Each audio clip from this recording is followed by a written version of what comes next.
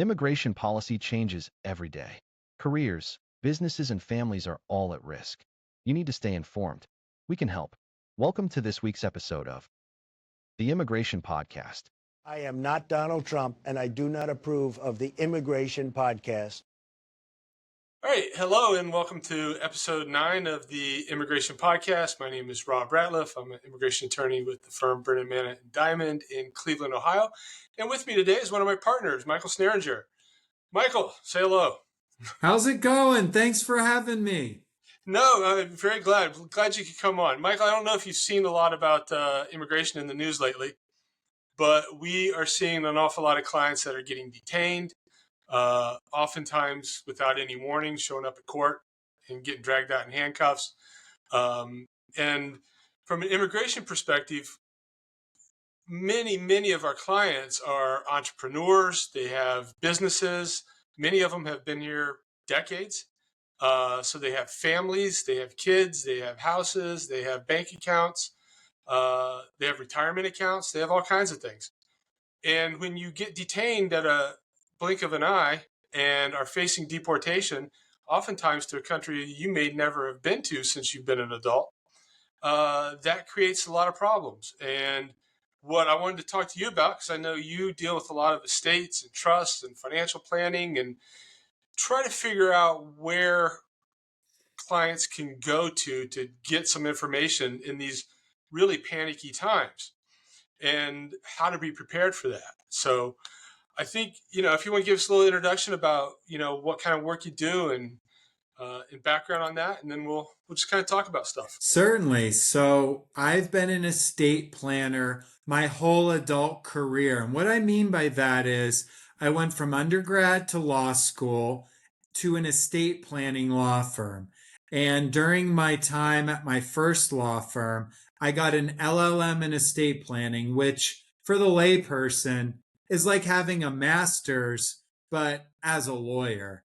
And in the estate planning realm, I've done all sorts of things, from litigation to things involving tax disputes to property disputes with county property appraisers to just the mundane of drafting wills, trusts, healthcare documents, durable powers of attorney for finances, and corporate documents. I'd say today predominantly my practice integrates asset protection planning with estate planning, which I think will be valuable news to your listeners. Yeah, I think so as well. And, the history of the United States is that immigrants come here and they're primarily entrepreneurs, small business from landscaping and drywalling all the way to owning mega corporations. These clients all get involved in that. And because of the way the work authorization works in the United States, sometimes that's the only way to make money. So in a situation, let's start just kind of from the beginning. In a situation where somebody maybe doesn't have a social security number, maybe has worked their whole career and owns their businesses with a ITIN number, does that create any specific issues for them trying to get their funds out of the country? So in just creating a business that way, if that client came to me, then what I would state to them is you need a basic estate plan and we need to battle test it in the event that something happens and you can no longer be in the country. So with that specific client, we're going to attack the planning, Rob, differently than we would just your everyday average Joe that was born here. In that, as soon as that client says business, my ears perk up to think, okay, we need to deal with the business first. We can worry about a will and health stuff later, integrating them quickly into the plan as well. But the first thing I would want to see is some governing documents. So more than just your certificate of filing or articles of incorporation. I would want this client to have good corporate governance docs that states who's in charge if that individual who started or owns the business leaves the country, is incapacitated, is jailed for a certain amount of time. We would just want to specify all the factors of when a successor person could operate or deal with the company. And in conjunction with those governing documents, Rob, I would want that client to execute what's called a durable power of attorney for finances. In Ohio, there's a statutory form. In Florida and Wisconsin, where I'm also licensed to practice, you have different forms, but for the most part, they're very similar in that a person is nominated and that person, effective immediately or effective upon incapacity, or in this particular scenario, effective upon being taken out of the country or jailed, somebody else takes over and can act in the financial best interests of the client from a fiduciary standpoint. So I would tell that client in our hypothetical scenario, hey, immediately you got to do these documents, like as soon as you can. And what would it take? Well, for corporate documents, oftentimes those can just be signed. In fact, they can be docu-signed. So if a person has access to a computer or a phone, they could push a button and they're signed. An attorney of fact or a durable power of attorney, that's typically going to need notarized. But if the client's coming to see us and they're physically there and they're telling us, hey, this has happened, we can quickly put that document together, Rob. So I hope that answers the question and gives a little extra on top. Yeah, and so I think that's key because so many people have a small business or even sometimes a bigger business, but because of their immigration status, they've tried to do it, they've tried to set it up quietly, if you will, try to stay under the radar. And that sometimes means that maybe they haven't completely set up the business in a completely legal entity type of way. And what's interesting, Rob, is if that's the case, so first, you can have legal documents that specify a legal relationship without filing the entity. And legally, you're still like a default, like partnership, so to speak. So, under federal law, for tax purposes, an entity would default to a partnership where two or more people are creating a joint venture. So that has tax implications to it. But then from a federal and state law perspective, you can still join together with an individual, have some formation documents that don't get filed with the state, and that would control. So let's make it a complex example easy. Take my brother Andrew and I.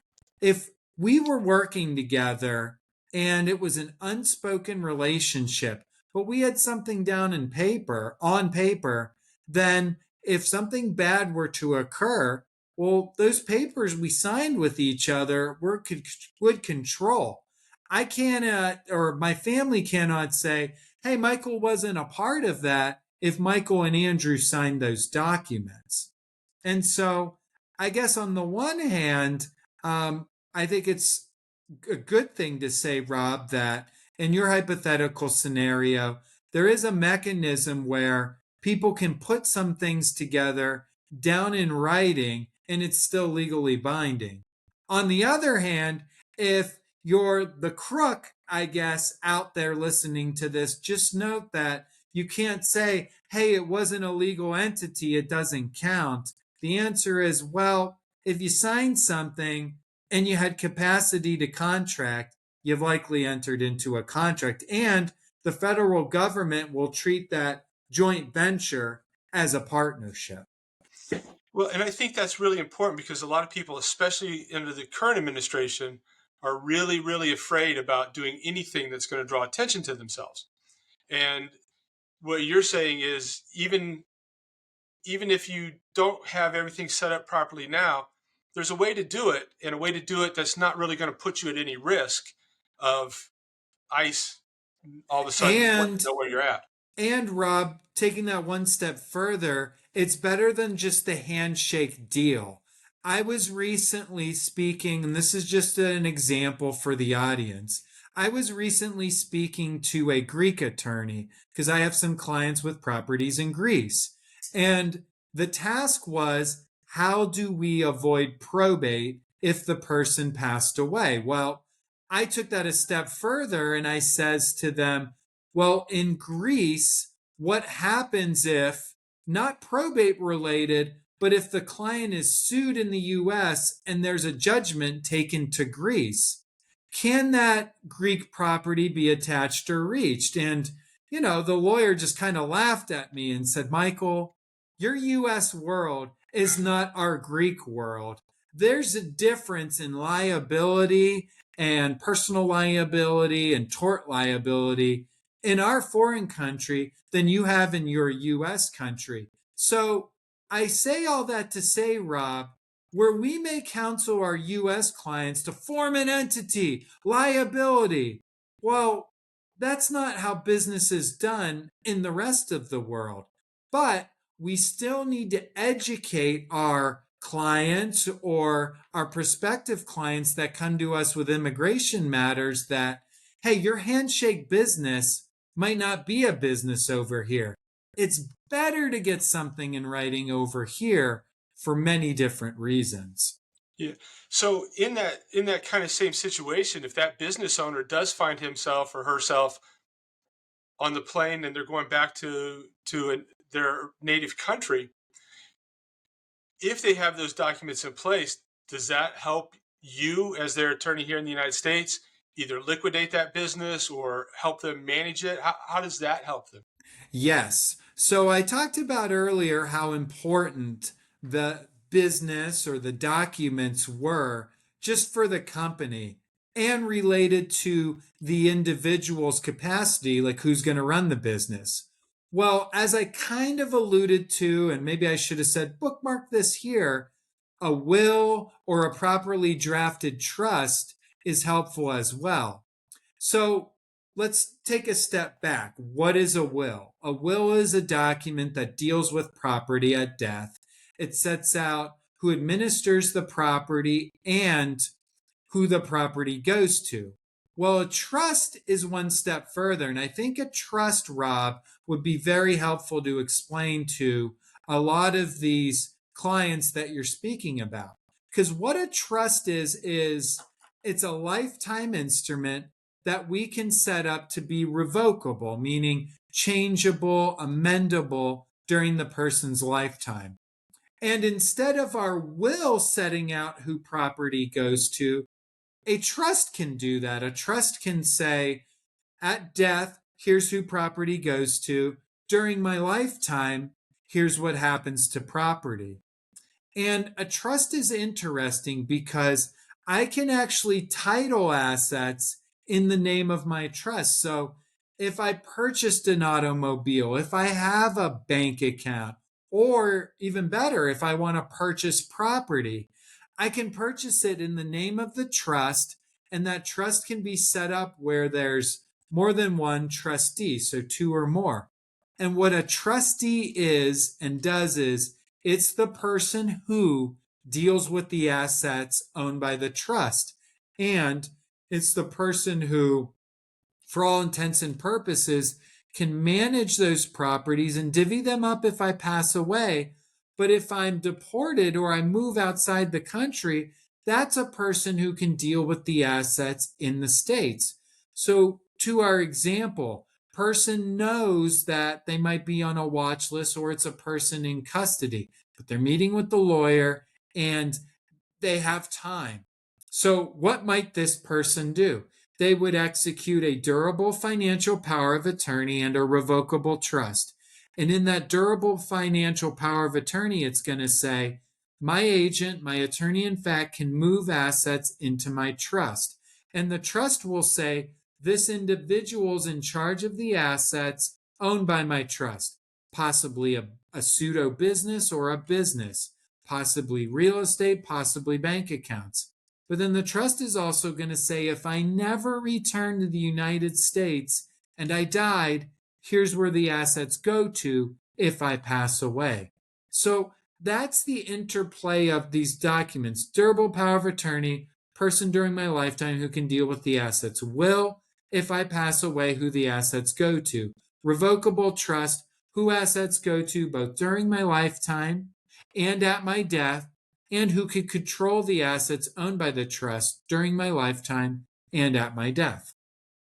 I think that's a very important point about acquiring assets in the name of the trust. So someone that maybe it has questionable employment status in the United States, but is here and is present for all of their equipment, vehicles, buildings, whatever, it can be contained in that trust. Right. That's really important, I think, for a lot of people. And Great. then in those situations, is that how long does it take to get something like that set up? If somebody's detained, sometimes their options are to maybe try to get out of detention, which means going back to wherever they were originally from as quickly as possible to get out of jail, obviously.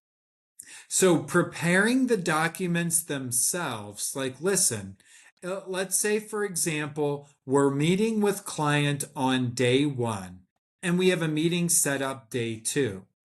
Most law firms, especially those the size of Brennan, Manna, and Diamond, have associates, partners, and members. And a partner and a member is like those in charge of the firm, and associates are lower.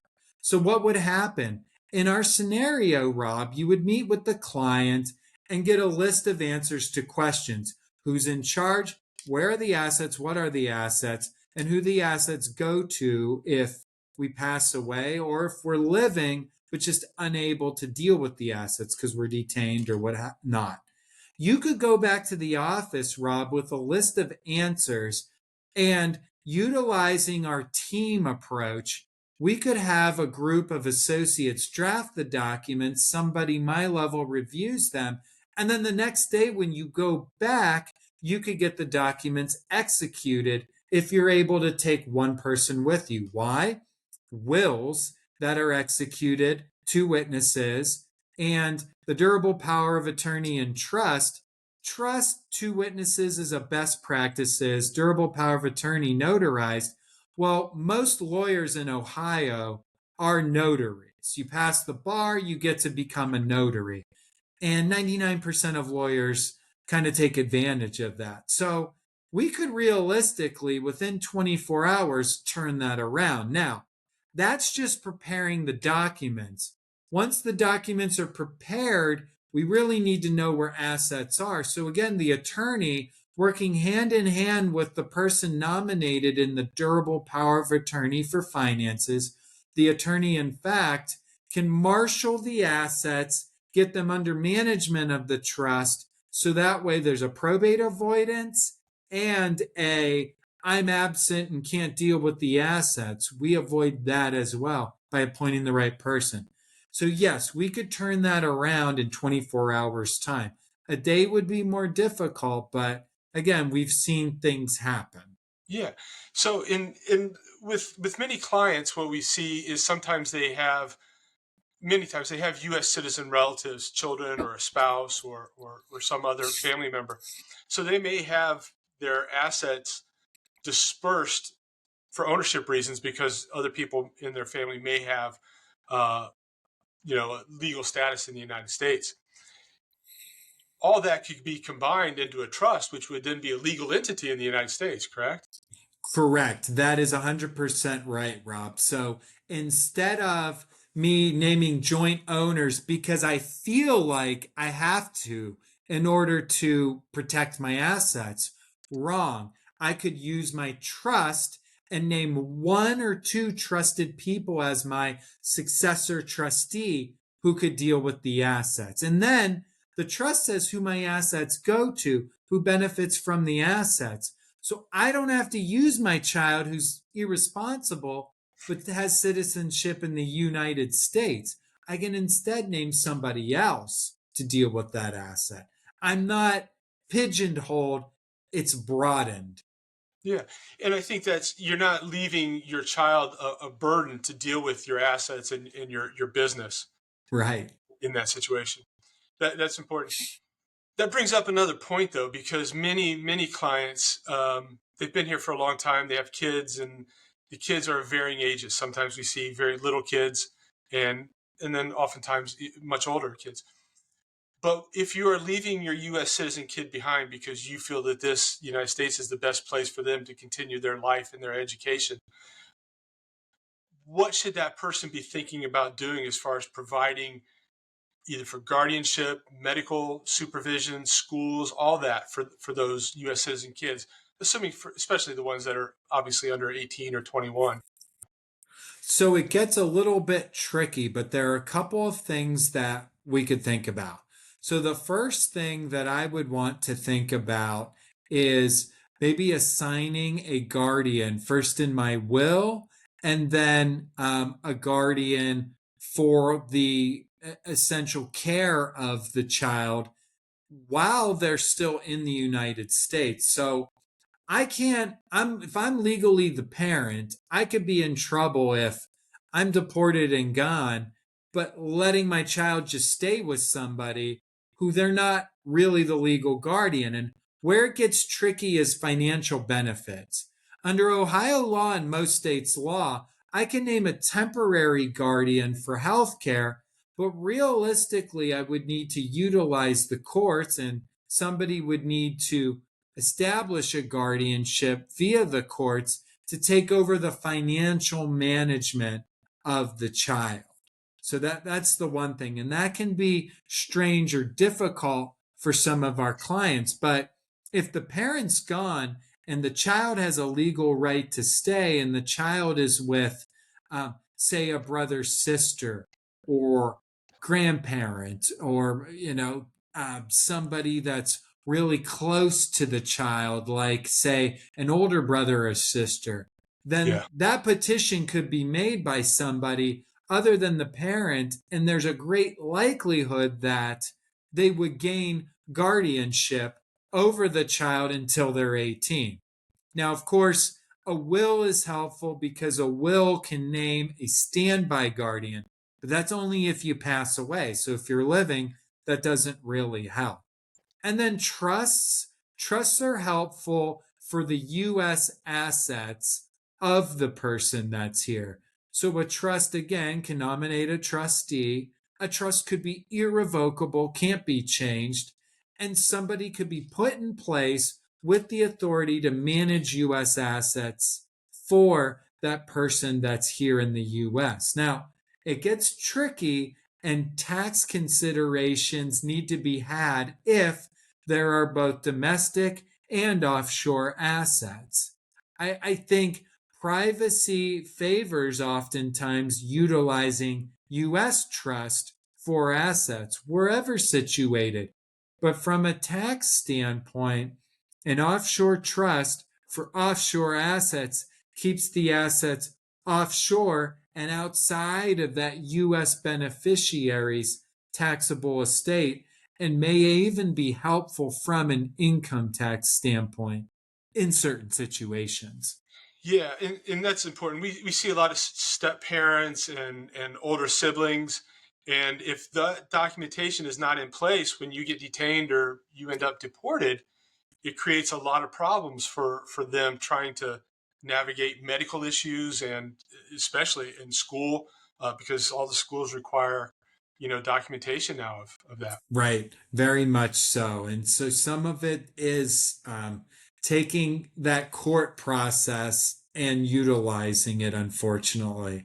Now, obviously, that could be a detriment if, for example, you have an older sibling or a relative that is the person that's petitioning to be guardian, but they have a criminal history or something in their past. So that's where trying to be proactive and reactive can be a bad thing. So it's always helpful to really quiz the person that you're essentially leaving your child with, or naming in your will that the child would go with if something happens to you and you pass away. It's knowing thy person. Yeah. So we talked about with businesses and with assets, we could maybe even work with you still if you got detained to get those things into the trust.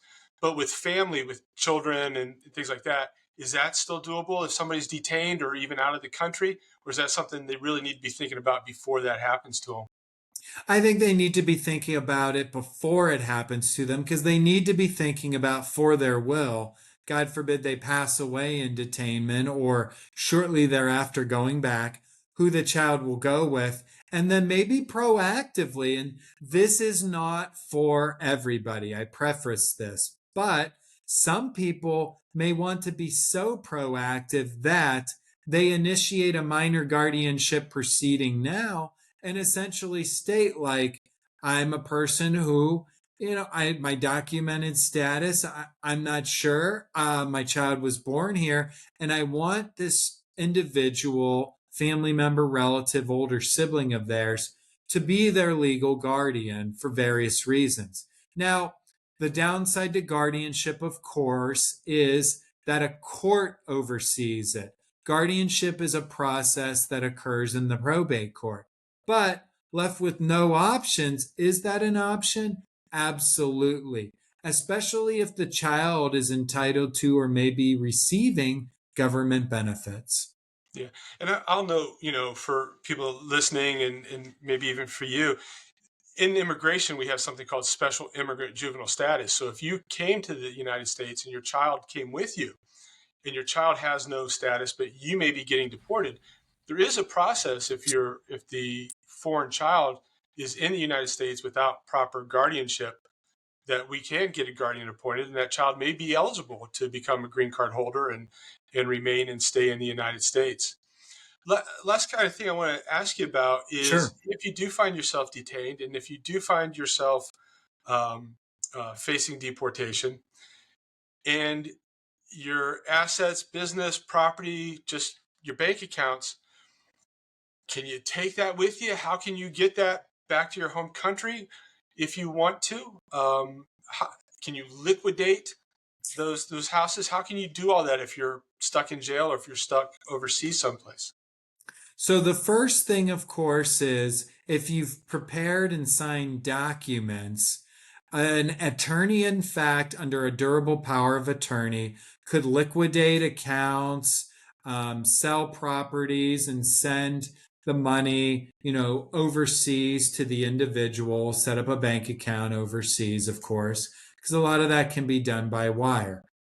For the person that has not done that and now they're stuck overseas, what happens is it becomes troublesome because a lot of these banks, they want you to come in person and sign things. So you're not left with no recourse. A lot of times you can do a delegation, and a lot of the financial institutions have their own documents that indicate that somebody can be named as a third party designee with no right to the property, but they have access and they can take action. So, to the extent your financial institution allows that, make sure that gets done. Again, the attorney, in fact, under a durable power of attorney, would have the ability to deal with real estate and sell real estate. So that could happen no matter where the owner ends up being. So I think that's crucial, and it's really a document that must be put in place immediately, just so someone has that authority. I think on a worst case scenario, a person who is stuck overseas, they got deported or what have you, and something happened, what they would do is sort of determine or locate or put somebody in place as their durable power of attorney from overseas. And it would be done this way.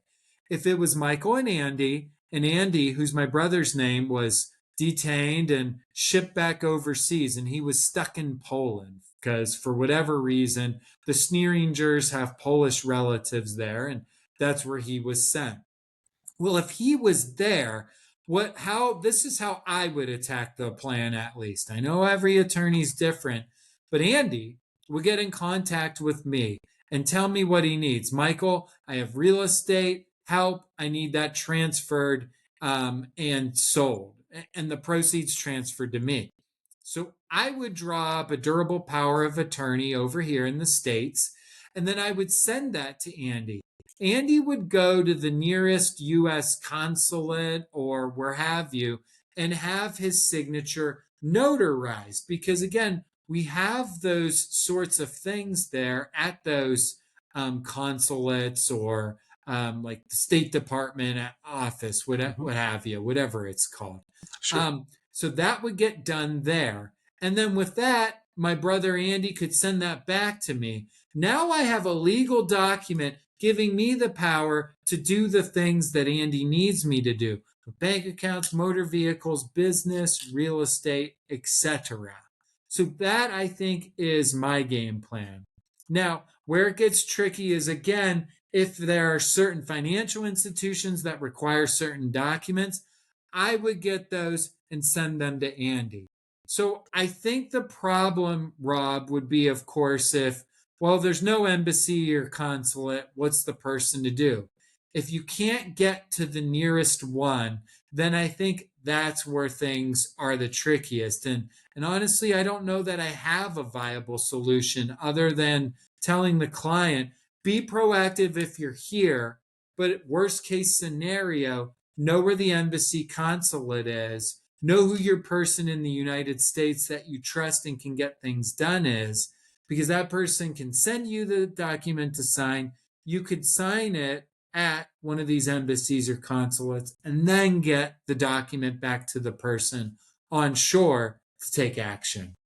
But I think that's important to be proactive because as an immigration attorney, if I do find someone that gets detained or is facing deportation, I can usually have 60, 90 days notice before I know they're going to be on a plane in those worst case scenarios. So that's time to be proactive and to get those things done. Right. Exactly. And 60 to 90 days is plenty of time to, let's say we have a handshake business, plenty of time to form the business. In Delaware, South Dakota, you can form an entity in an hour. That's plenty of time to do the estate planning documents. And I think what trips a lot of people up is costs. And so, like, yes, things have annual costs, like forming an entity. But and I won't share with you pricing because each family's different, but Right. we are willing to work with clients on budgets to get things done because like that's the kind of people we are. It's helping others to get results in times of crisis. That's what a lawyer's supposed to do. It's not supposed to price people out so they can't get things accomplished and then they're stuck with a mess because then the mess becomes our mess. Well, and that's one of the really great things about our firm, I think, is just the focus on helping small businesses and working with entrepreneurs and working with companies and helping them build and protect themselves and moving forward. It's been a big benefit to me of joining the firm and helping our clients. So, Michael, anything else you think somebody in these dire circumstances should really be thinking about? Yeah, absolutely. I think what a couple of things culturally, just talking to your next of kin, your loved ones about burial, cremation, religious ceremony versus not. I think that's important to a lot of our listeners, especially those a little older than me. I think the older you are, the more opinions you have on those circumstances and situations. And I think lastly, Rob, what I'd love to touch on briefly is just liability, because as you mentioned, a lot of these handshake deals, it's I'm fronting and giving money to somebody to buy a vehicle or to get heavy duty machinery rented. And somebody signs off on that. Maybe that's our client, maybe that's somebody else. But reading the fine print, coming to somebody like Rob or myself to look at a basic document goes a long way because you never know what you're going to sign, what that signed document's going to put you on the hook for, and then God forbid the big one happens.